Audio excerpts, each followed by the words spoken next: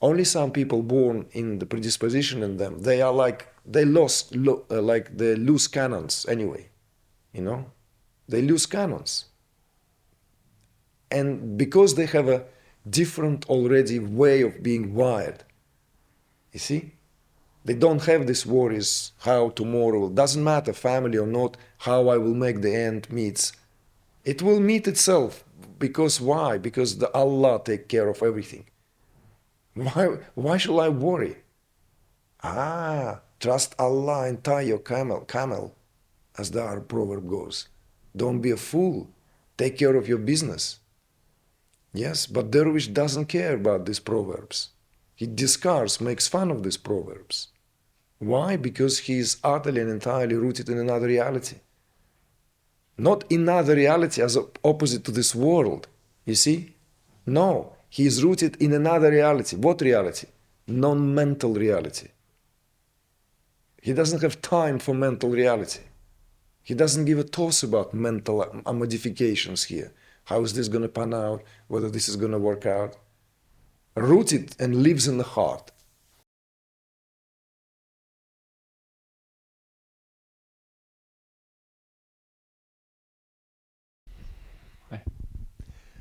I have a question, more of a, I need help on something that I've been going through since, 6 years. I kind of went into this heavy meditation program and had this thing, whatever you call it, awakening, but not really, but I would say something that left me motivationless to do anything really for a long time, other than just marvel at the beauty of the world and look at trees and do some work that I needed to do, but it was really just dwelling in awareness basically the whole day for about 8 months. And then I started working again and did a lot of therapeutic work, working on emotions and the past and things like that throughout those years. And then I got divorced, and then my father died. He was quite old, but it was still a lot of processing to do around that, and a lot of worries about, being responsible with money, and I have 2 daughters in shared custody, and I'm raising them every other week, and and all weeks, of course. But so it's been very kind of focused on those worldly things, you can say, and so it's kind of a pendulum from going from kind of being in this field of awareness as a dominant force in my life, through being really into menial work almost, and working a lot and not very creative. Although I'm in music, it's always creative, but it's not kind of coming from my soul, basically. It's more, I'm teaching a lot, I'm working with people all the time, but it's kind of ripped apart from this kind of that I know is the ground of everything.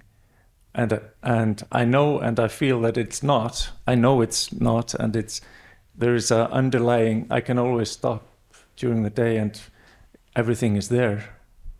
That I know, I know myself, and from beginning of time, in a way, it's all there. But it's, I think there is an aversion to the spiritual. This whole kind of the practice of it all at some times, and then there is aversion towards the worldly things, and wanting to just really dwell in what I know, where my home is in a way, but to reconcile the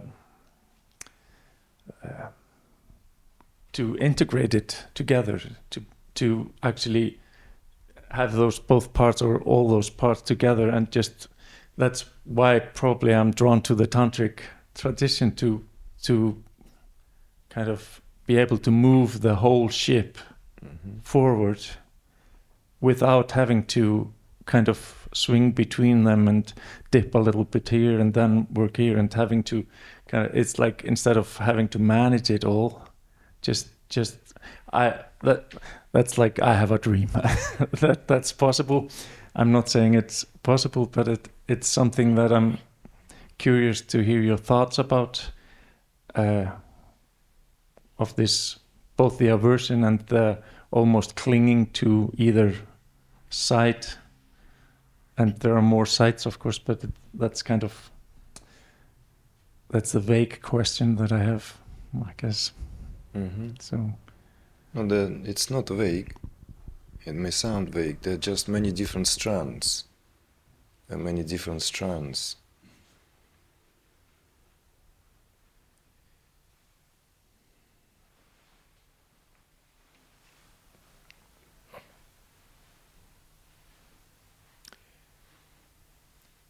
First of all, that what you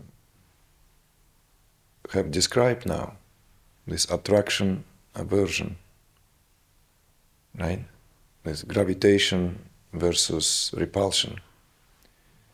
You need to understand this now, that these forces always work together. This is fundamental qualities of nature. This is force of Kali. This is the very principle of electromagnetism. Attraction, aversion, propelling forces and attracting forces. When we understand that they work together, we understand also the basic principles of how our own psychology here operates. How we are pulled inadvertently towards something, and whenever we are pulled too close or close enough to the object of our attraction, the propelling force begins to work. If you're attentive enough, you will notice that everywhere. You will notice that in the relationship with your friends, parents, loved ones, your children, your spouse, present, past, doesn't matter. You will notice how someone you love at the same very time irritates you the most. If it doesn't, it means you don't love them. And this is not blasphemy. This is true reality of the situation. Because if we now go into this, oh, love, blind, love, yes, we can speak about it as well. But we're speaking about the mechanics. We're not speaking about it in terms of course, we can replace maybe the word love here with attraction. When you're attracted towards something or someone, the propelling force is already there waiting to take charge when it's turn. It's everywhere. In any act, creative act, sexual act, every act, mental act, this is always intact. So first you understand that it is all in the domain, in the Indic spiritual tradition. This is the domain of Kali. And this is the domain, this unbridgeable force. So now, let's put a pause here, and remember we spoke earlier about the different paths.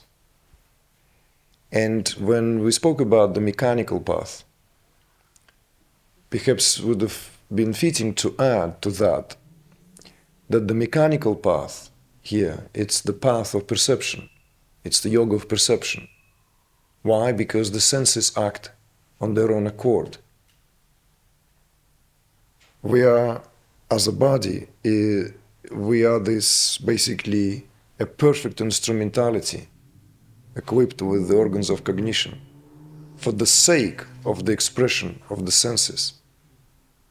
So this all goes automatically. For example, to see, none of us do anything.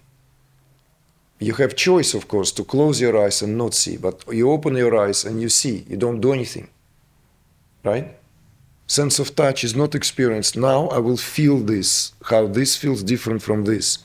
It's given, granted, there and then. And so it goes.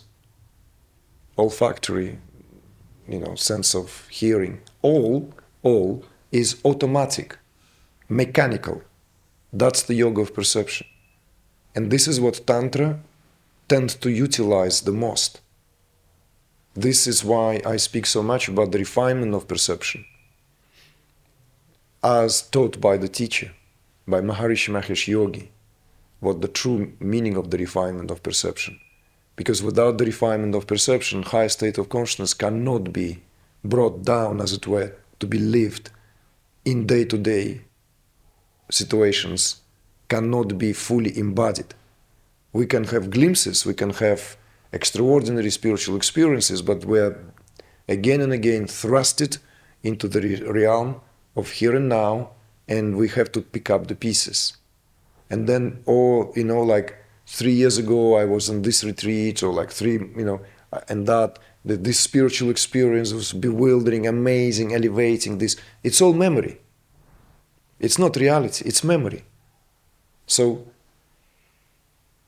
you will now make the connection.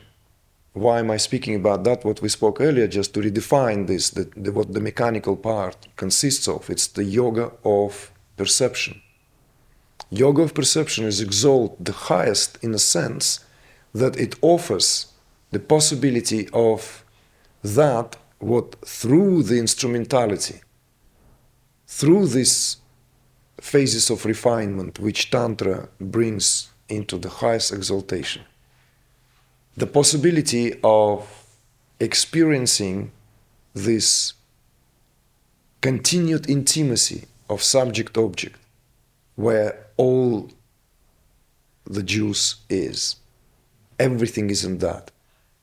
So in other words, when you walk the yoga of perception, the tantric path, you do not have material world responsibilities, creative world, this, and spiritual world of meditation, retreats, reading, right, knowledge.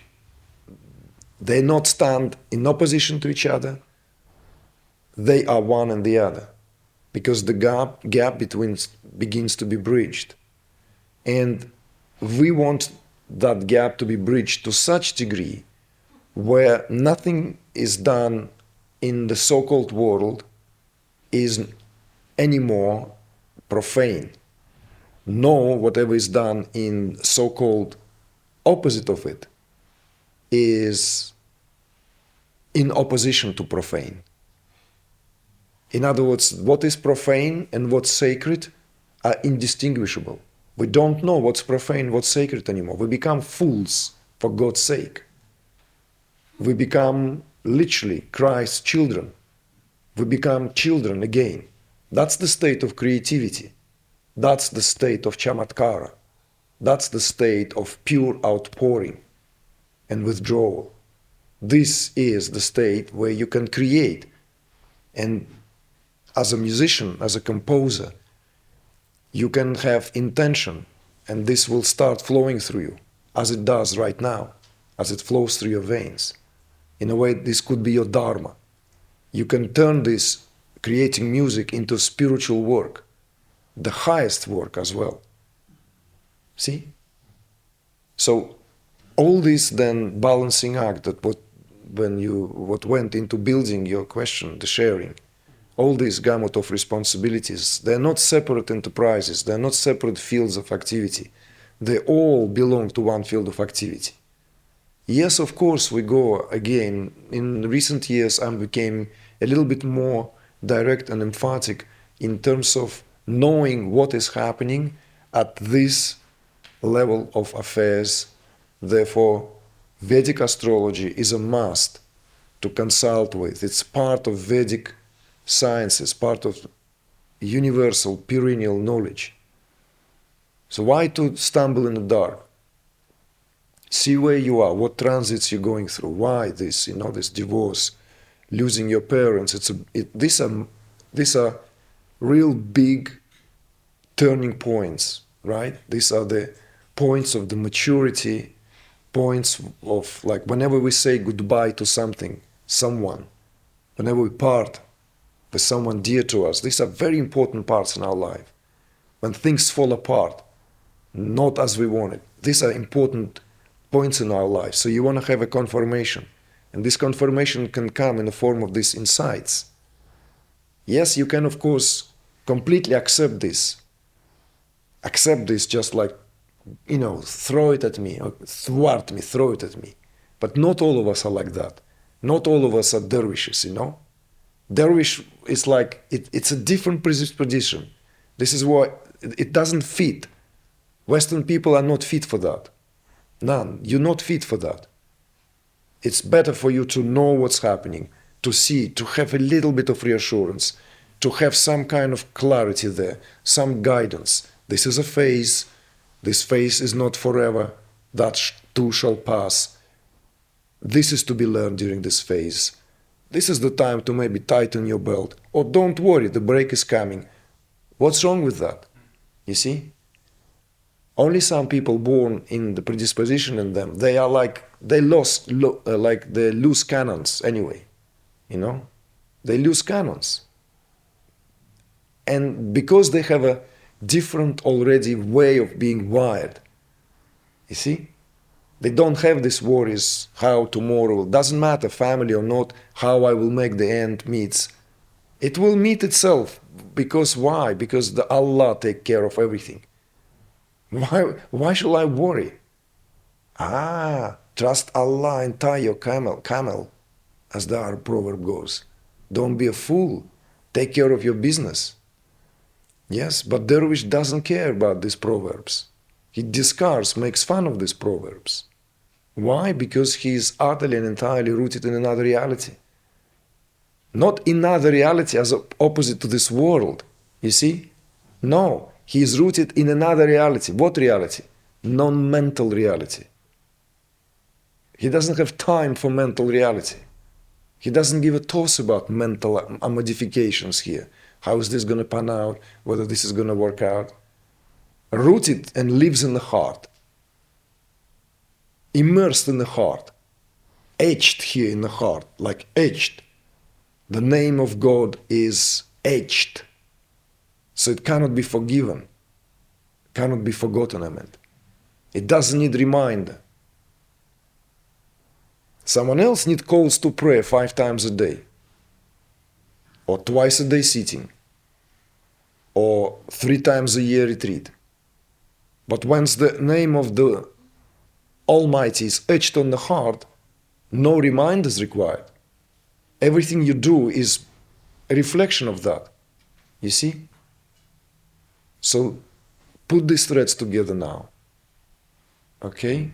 And don't give yourself to these meanderings, and you're strong, powerful, in your own essence.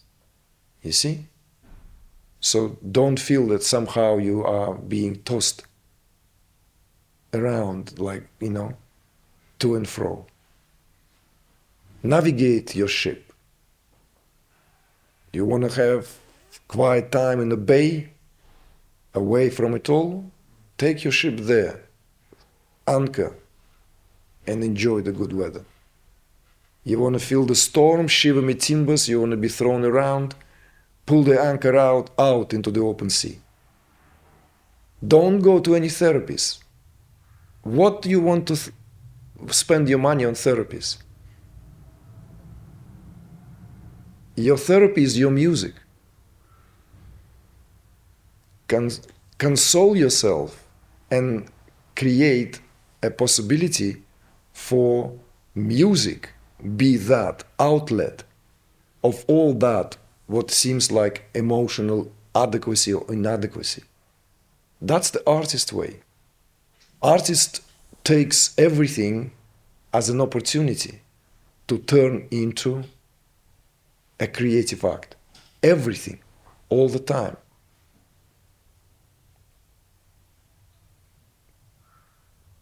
That's all, really.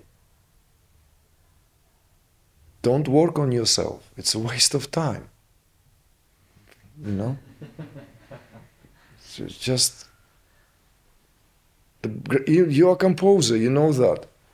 Some of the greatest music, certainly in Western European repertoire, was written because those who have written that music went through something in their life. You know, imagine if Prokofiev locked himself into therapy, you know, or Bartok, you know, or Schubert, you know, or Chopin. It's like instead of lyricism, oh, something wrong with me. Okay, I need to go and go to a shrink. It's like I need to, I know. No, instead, it's like, and it's all there. It's all there. It's all there. You know, it's in the music. It's in the notes and vibration and sounds. You know? Mozart. A freak of nature. Is he not? A freak of nature, please tell me, you're a composer. You probably heard gazillion more in Mozart. Freak of nature. I cannot speak about Mozart without tearing. No more beautiful C minor anywhere. It's just like, you have to be heartless not to have the heart broken when you hear the sound.